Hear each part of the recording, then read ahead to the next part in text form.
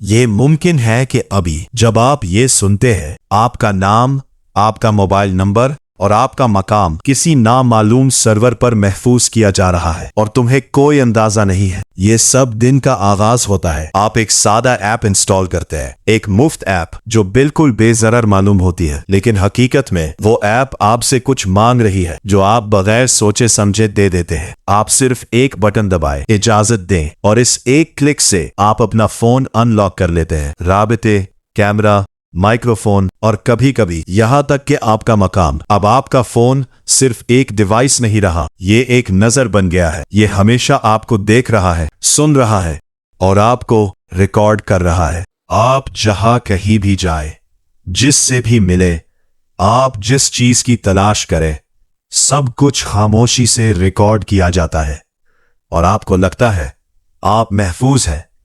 फिर एक अजीब बात होती है, आपको इश्तिहारात नजर आना शुरू हो जाते हैं जिनके बारे में आपने सिर्फ सोचा होगा, कभी बात भी नहीं की। यहीं से शक शुरू होता है, लेकिन तब तक बहुत देर हो चुकी होती है। आपका डेटा पहले से ही मुताद्दिद सर्वर्स पर महफूज किया जा चुका है, कुछ जायज कंपनियों के साथ और कुछ नामालूम हाथों में। और सबसे खतरनाक बात यह है कि आपका डेटा सिर्फ महफूज नहीं किया जाता है, उसे इस्तेमाल किया जाता है। आपकी आदत को समझने के लिए, आप पर असरअंदाज होने के लिए और आपको फैसले करने पर आमादा करने के लिए। इंटरनेट के अंधेरे में ऐसे बाजार हैं जहां लोग डेटा खरीदते और बेचते हैं।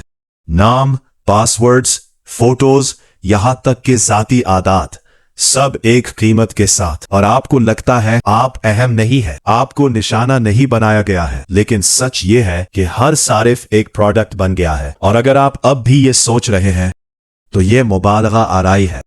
तो याद रखें, जब चीजें मुफ्त हो, आप खुद ही प्रोडक्ट हैं। सवाल ये नहीं है कि क्या आप ऑनलाइन हैं, सवाल ये है कि आप कंट्रोल में हैं या कंट्रोल में हैं।